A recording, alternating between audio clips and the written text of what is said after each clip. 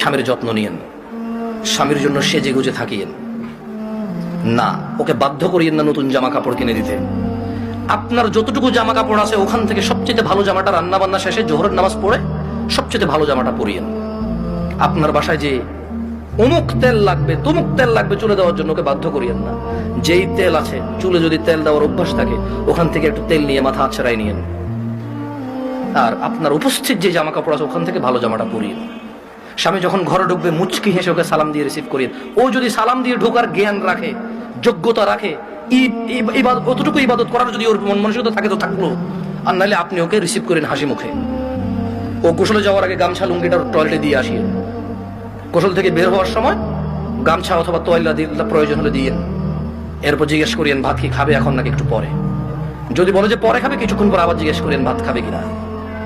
ও যদি পছন্দ করে যে ওর বাবা মা বোন এদের সাথে ভালো আচরণ করা, যদি ও পছন্দ করে আপনার পক্ষ থেকে, আপনি ওর বাবা মা বোন এদের সাথে ভালো আচরণ করিয়েন।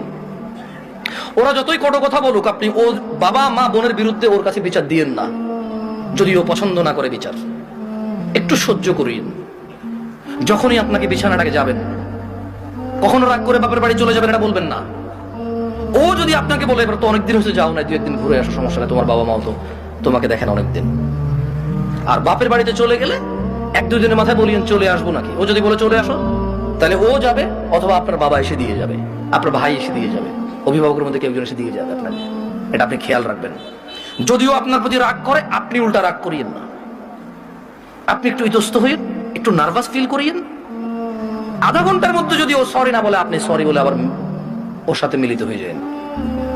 আপনার স্বামী যদি বোকা মানুষ হয় তাহলেও ও আপনাকে আস্তে আস্তে পছন্দ করবে ইনশাআল্লাহ।